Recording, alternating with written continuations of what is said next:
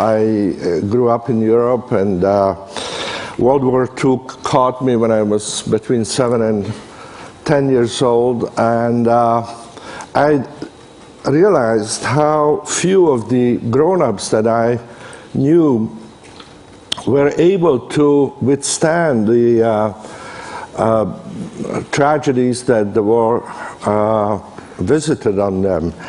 How few of them could even resemble a normal, contented, satisfied, happy life once their job, their home, their security was destroyed by the war. So I became interested in understanding what contributed to a life that was worth living.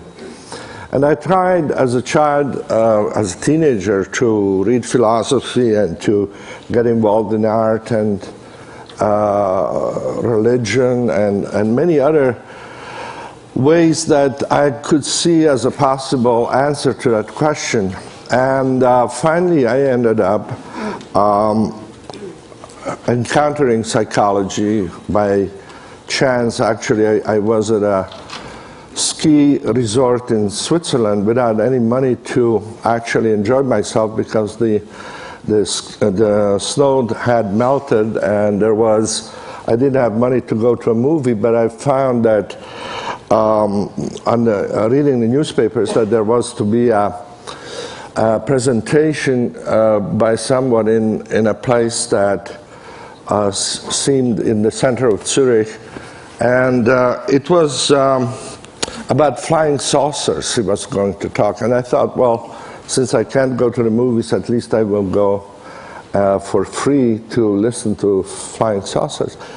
And the man who talked at that evening lecture was very interesting, and it actually, instead of talking about little green man, he talked about how the psyche of the Europeans had been traumatized by the war, and now they are projecting flying saucers into the sky, kind of as he talked about how the mandalas of ancient Hindu religion were kind of projected into the sky as an attempt to regain some sense of order after the chaos of war.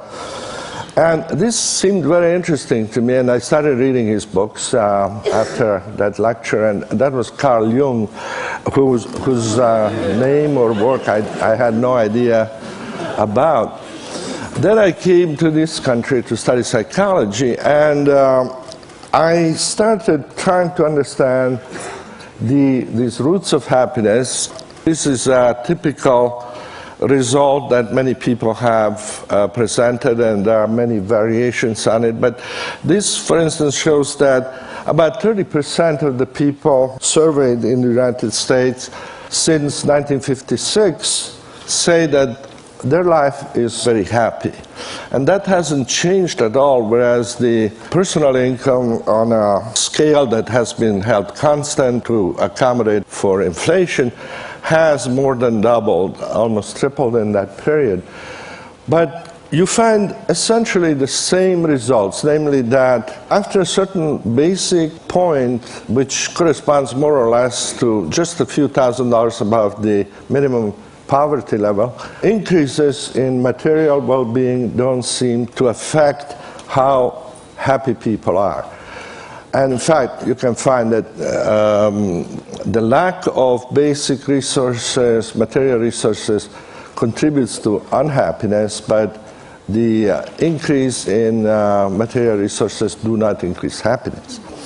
So my research has been focused more on, after finding out these things that actually corresponded to my own experience, I tried to understand now, where in everyday life, in our normal experience, do we feel really happy? And to start those studies about 40 years ago, I began to look at creative people, first artists and scientists and so forth, trying to understand what made them feel that it was worth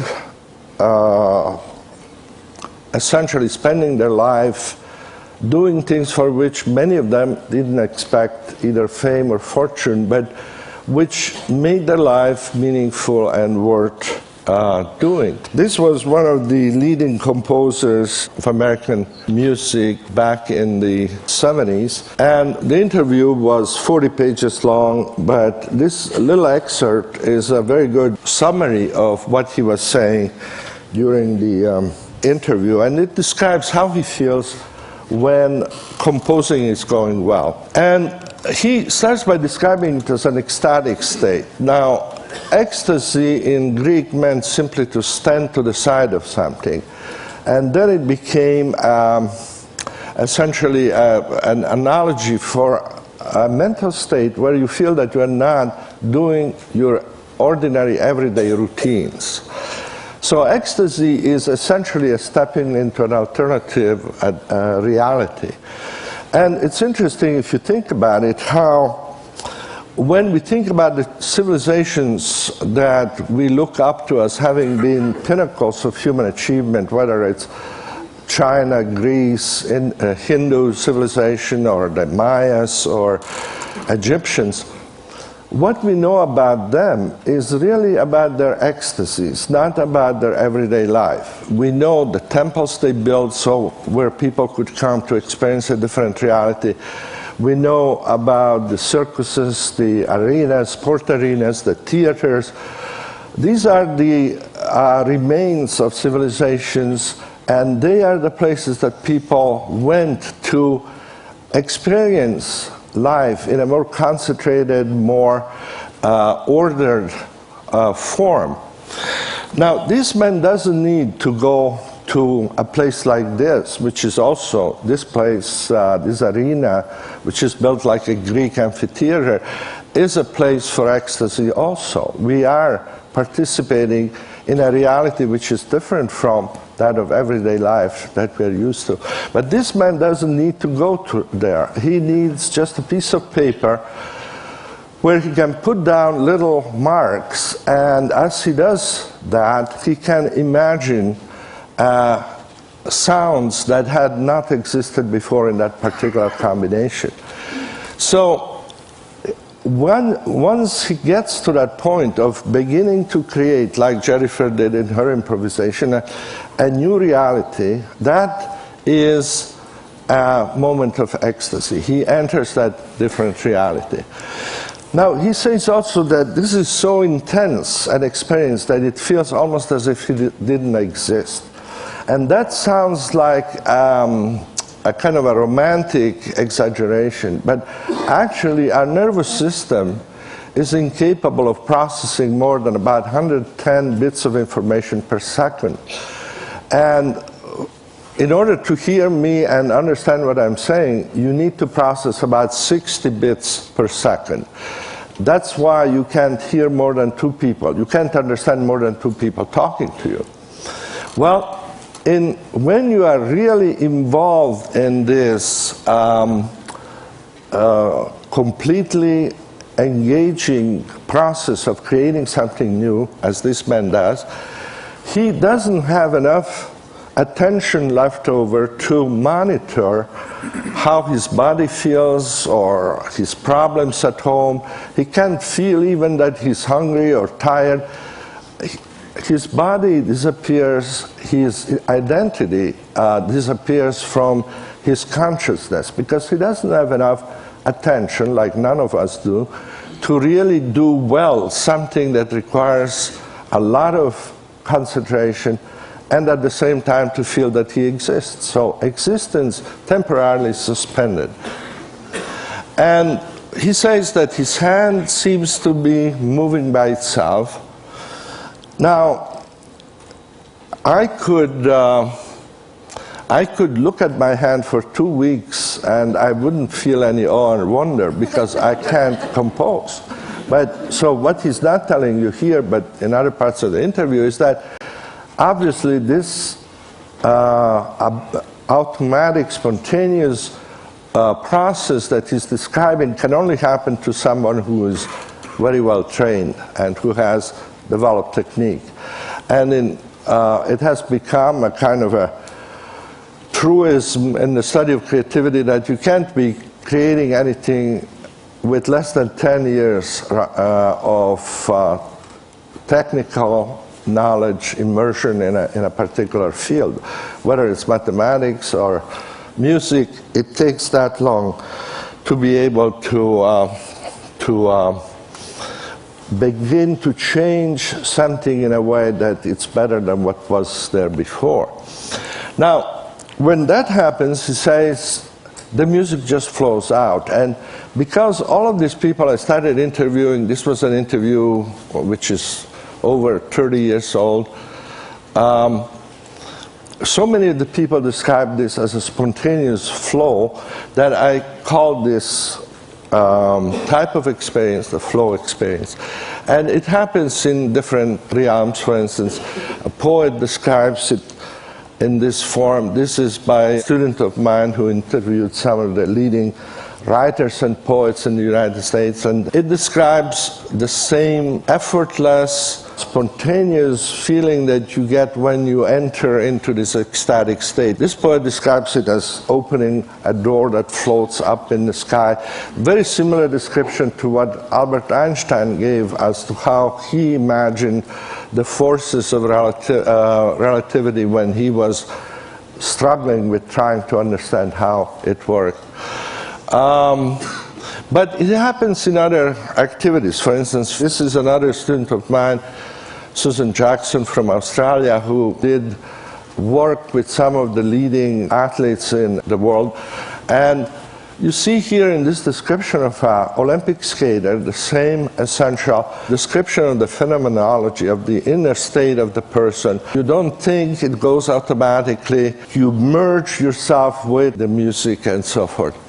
It happens also actually in the most recent book I wrote called Good Business, where I interviewed some of the CEOs who have been nominated by their peers as being both very successful and very ethical, very socially responsible. You see that these people define success as something that helps others and at the same time makes you feel happy as you are working at it. And like all of these successful and responsible CEOs say, you can't have just one of these things to be successful.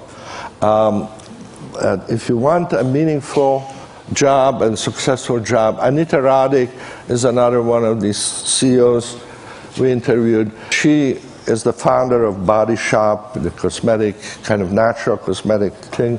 It's kind of a passion that comes from doing the best and having flow while you're working. This is an interesting little quote from Masaru Ibuka, who was, at that time, starting out Sony without any money, without a product. They didn't have product, they didn't have anything, but they had an idea. And the idea he had was to establish a place of work where engineers can feel the joy of technological innovation, be aware of their mission to society, and work to their heart's content. I couldn't improve on this as a good example of how flow enters the workplace.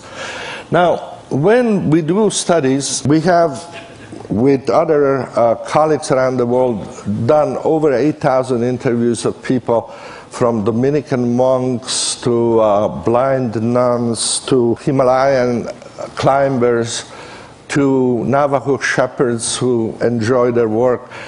And regardless of the culture, regardless of education or whatever, there are these 7 conditions that seem to be there when a person is in flow. There's this focus that once it becomes intense, leads to a sense of ecstasy, a sense of clarity.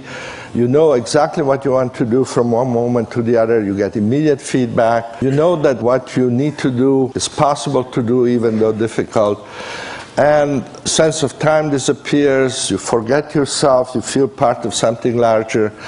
And once those conditions are present, what you're doing becomes worth doing for its own sake.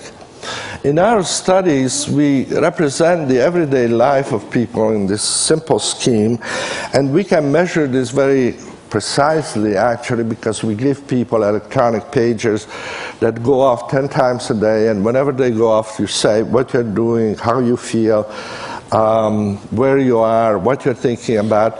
And two things that we measure is the amount of challenge people experience at that moment and the amount of skills that they feel they have at that moment. So for each person, we can establish an average, which is the center of the diagram. That would be your mean level of challenge and skill, which will be different from that of anybody else. But you have a kind of a set point there, which would be in the middle. If we know what that set point is, we can predict fairly accurately when you will be in flow, and it will be when your challenges are higher than average and skills are higher than average. And you may be doing things very differently from other people, but for everyone, that flow channel, that area there, will be when you are doing what you really like to do. Play the piano, probably. Be with your best friend. Perhaps work, if work is what provides flow for you.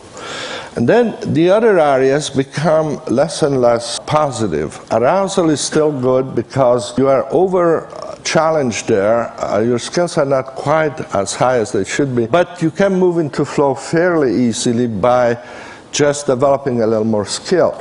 So arousal is the area where most people learn from, because that's where they are pushed beyond their comfort zone, and that to enter, going back to flow, then they develop higher skills. Control is also a good place to be, because there you feel comfortable but not very excited. It's not very challenging anymore. And if you want to enter flow from control, you have to increase the challenges. So those two are ideal and complementary areas from which flow is easy to go into. The other combinations of challenge and skill become progressively less optimal. Relaxation is fine, you still feel okay. Boredom begins to be very aversive, and apathy becomes very negative. You don't feel that you're doing anything, you don't use your skills, there's no challenge. Unfortunately, a lot of people's experience is in apathy. The largest single contributor to that experience is watching television. The next one is being in the bathroom sitting. And then, even though sometimes watching television about 7 to 8% of the time is in flow, but that's when you choose a program you really want to watch and you get feedback from it. So the question we are trying to address, and I'm way over time, is how to put more and more of everyday life in that flow channel. And that is the kind of challenge that we are trying to understand, and some of you obviously know that how to do that spontaneously without any advice, but unfortunately a lot of people don't, and that's what our mandate is in a way to do. Okay? Thank you.